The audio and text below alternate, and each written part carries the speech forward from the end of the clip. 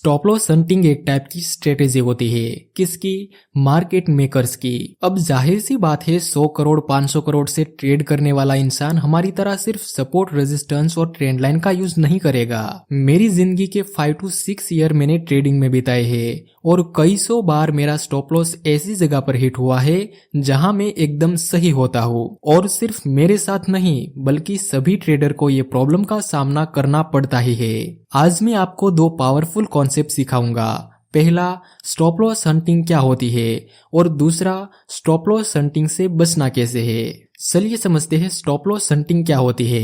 इसको मैं एक एग्जांपल से समझाता हूँ। यहाँ प्राइस अप ट्रेंड में मूव कर रहा था एंड देन हमें एक डबल टॉप देखने को मिला। हम थोड़ा वेट करेंगे कि ये बुलिश ट्रेंड लाइन का ब्रेकडाउन मिल जाए। नेक्स्ट प्राइस ने इसका ब्रेकडाउन भी कर दिया। ऐसे सिनारियो में काफी सारे लोग सेल में ट्रेड करेंगे। कुछ लोग ये डबल टॉप को देख के सेल करेंगे तो कुछ लोग इस ट्रेंड लाइन का ब्रेकडाउन देख के सेल करेंगे। ये सारे सेलर्स में से किसी के स्टॉप लॉस यहाँ होंगे तो किसी के स्टॉप लॉस यहाँ पे होंगे। नेक्स्ट प्राइस ऊपर मूव करता है और ये सारे सेलर्स के स्टॉप लॉस हिट हो जाते हैं एंड देन प्राइस नीचे गिर गया। सिंपल सा क्वेश्चन आपके दिमाग में आएगा कि अगर प्राइस नीचे ही मूव करना चाहता था तो ये डबल टॉप तो बना ही था ना, यहाँ से प्राइस नीचे क्यों नहीं आया? ये स्मॉल अपर साइड की स्पाइक देने की क्या जरूरत थी? आपके साथ भी ऐसा होता है ना? अगर मैं आसान लैंग्वेज में समझाऊं तो यहाँ सारी स्मॉल फिशिश को बिग शार्क्स ने निगल लिया।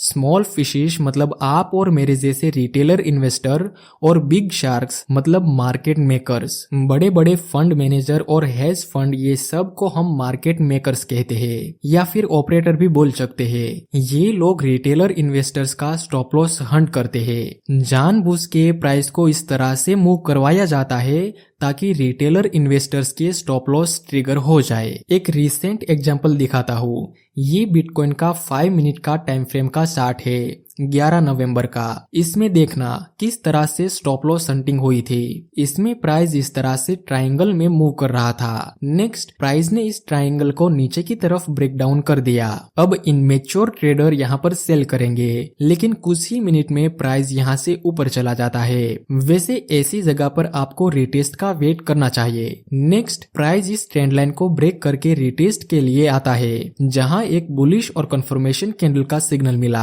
पर यहाँ भी प्राइस ने अपर साइड मूव नहीं दिया। नेक्स्ट ये बुलिश सिग्नल फेल हो गया और प्राइस ने नीचे की तरफ मूव किया। आखिर में इस मेन सपोर्ट पे एक डोजी और कंफर्मेशन कैंडल का सिग्नल मिला। अब यहाँ मैक्सिमम लोग बाय करेंगे जिसका एसएल यहाँ पर होगा और टारगेट यहाँ पर। नेक्स्ट प्राइस हल्का सा इस सपोर्ट को ब्रेक कर देता है और हैमर बना के प्राइस बायर्स की डायरेक्शन में अच्छा खासा मूव दे देता है। यहाँ तो हम समझ सकते हैं कि रिटेस्ट का वेट करना चाहिए था, लेकिन इस जगह पर तो टेक्निकल एनालिसिस के अनुसार सब कुछ सही था, फिर भी बायर्स के स्टॉप लॉस हिट हुए। लाइव मार्केट में भी इस तरह से स्टॉप लॉस हंटिंग होगी। प्राइस हल्का सा आपके एसएल को टैप करेगा और आपके स्टॉप लॉस खा के प्राइस आपकी डायरेक्शन में जाएगा। मार्केट मेकर्स ऐसा इसलिए करते हैं क्योंकि उसे लिक्विडिटी की नीड होती है। मार्केट में मोमेंटम क्रिएट करने के लिए स्टॉप लॉस हंटिंग होती है और एक्स्ट्रा बेनिफिट जैसे हायर प्राइस में सेल करने का मौका और लोअर प्राइस में बाय करने का मौका मिल जाता है।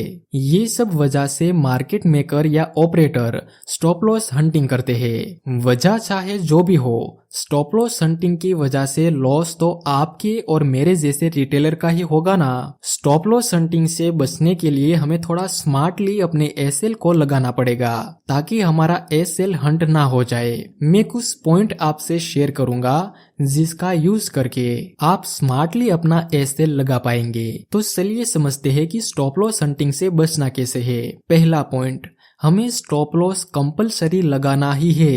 अगर 1-2 बार आपके स्टॉप लॉस हंट हो जाए और आप स्टॉप लॉस लगाए ही नहीं तो ये मिस्टेक आपका पूरा अकाउंट साफ कर देगी। लेट सपोज कि आपने यहाँ एसएल रखा और प्राइस आपका एसएल हंट करके आपकी डायरेक्शन में गया, तो दूसरी बार ऐसा नहीं करना है कि फिर से प्राइस एसएल हिट करके मेरी डायरेक्शन में जाएगा।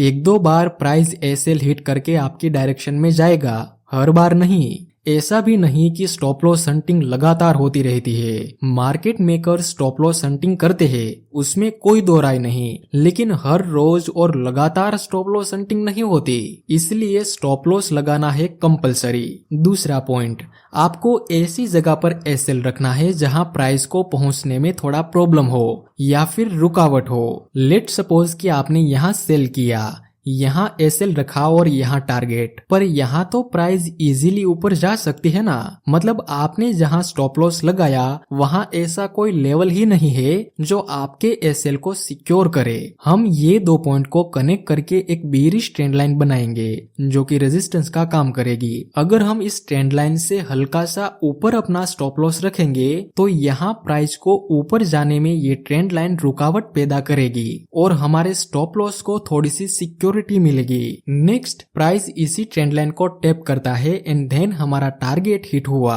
जो मार्केट मेकर्स होते हैं ना, एक्चुअल में वो लोगों के डर का फायदा उठाते हैं। अगर आपने यहाँ सेल किया और ज्यादा क्वांटिटी से ट्रेड लिया तो प्राइस थोड़ा सा भी ऊपर जाएगा ना तो आपके पसीने छूट जाएंगे।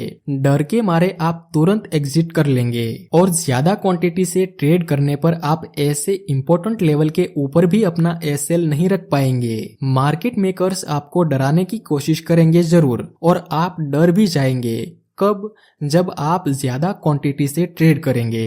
नेक्स्ट एग्जांपल, यहाँ हमारे पास एक अप ट्रेंड है जहाँ हमें एक डोजी प्लस कंफर्मेशन कैंडल का सिग्नल मिला, तो हमें अपना स्टॉप लॉस रखना है इस सपोर्ट से हल्का सा नीचे। ये सपोर्ट हमारे एसएल को सिक्योर करेगा। अगर प्राइस को यहाँ से नीचे आना है तो ये सपोर्ट रुकावट पैदा करेगा और हमें थोड़ी एक्स्ट्रा सिक्योरिटी मिलेगी। आगे हम बढ़े तो फिर से हमें एक हैमर प्लस कंफर्मेशन कैंडल का सिग्नल मिला।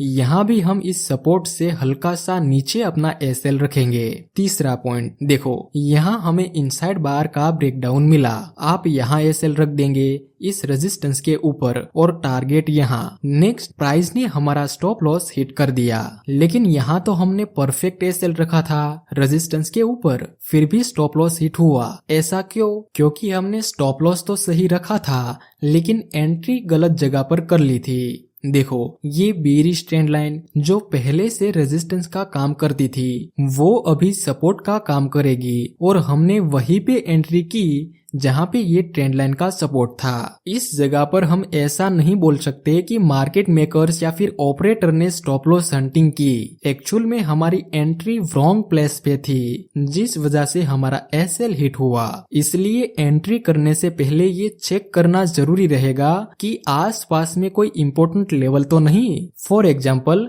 इस बुलिश ट्रेंड लाइन पे आपने डोजी प्लस कंफर्मेशन कैंडल का सिग्नल देखा, तो यहाँ आपको एंट्री करने से पहले लेवल को ड्रॉ कर लेने हैं। ध्यान से देखो, यहाँ पर ये रेजिस्टेंस बन रहा है, तो फिर ऐसी जगह पर हमें एंट्री नहीं करनी चाहिए। अगर आपकी एंट्री ही गलत जगह पर होगी तो फिर आप कहीं भी स्टॉप लॉस रख लो, वो ट्रिगर होगा। नेक्स्ट पॉइंट, आपको राउंड नंबर पे एसएल नहीं रखना है। राउंडिंग नंबर जैसे 500, 1000, 200, 300, 2000 ये सब लेवल बहुत ही ऑब्वियस होते हैं। ऐसे लेवल पर इजीली प्राइस मूव कर सकता है और राउंडिंग नंबर पे ही सबसे ज्यादा एसएल हंटिंग होती है। हमें राउंडिंग नंबर से थोड़ा दूर एसएल रखना है और राउंडिंग नंबर को आप साइकोलॉजिकल नंबर भी बोल सकते हैं। नेक्स्ट पॉइंट, स्टॉप लॉस रखने में हमें कंजूसी नहीं करनी चाहिए। देखो, कुछ लोग इस तरह से स्टॉप लॉस रखते हैं एकदम टाइट सा, तो ये रिस्की हो जाएगा। स्टॉप लॉस को ऐसे रखना है कि हाई वॉलेटाइल मार्केट में भी हम स्टॉप आउट ना हो जाए। इसलिए स्टॉप लॉस को टाइट रखने के बजाय थोड़ा सा स्पेस देके प्लेस करना चाहिए। अब इसका मतलब ये ऐसा भी नहीं कि आप इस तरह से ऐसे बड़े बड़े स्टॉप लॉस लगा लो। हमें मिनिमम 1:1 से ज्यादा का तो रिस्क रिवॉर्ड रेशियो चाहिए।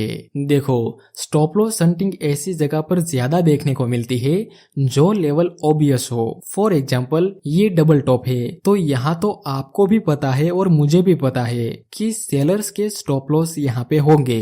जाहिर सी बात है कि हमें पता है तो ये सब ऑपरेटर को भी पता होगा, तो ये लेवल ऑब्वियस लेवल कहलाएगा। हमारे पहले वाले एग्जाम्पल में हमने सपोर्ट के नीचे एसएल रखा था, फिर भी एसएल हिट हुआ था क्योंकि यही जगह पर ये साइकोलॉजिकल ऑब्वियस लेवल था जिसको प्राइस ने टैप किया था। शुरुआत में मैंने बताया था कि मार्केट मेकर्स लिक्विडिटी के लिए भी स्टॉप लॉस हंटिंग करते हैं। अगर आप मेरी चैनल में नए हैं और आपको लिक्विडिटी के बारे में नहीं पता तो आप मेरी ये वाली वीडियो देख सकते हैं। सो आज के लिए बस इतना ही, मिलते हैं अगले वीडियो में।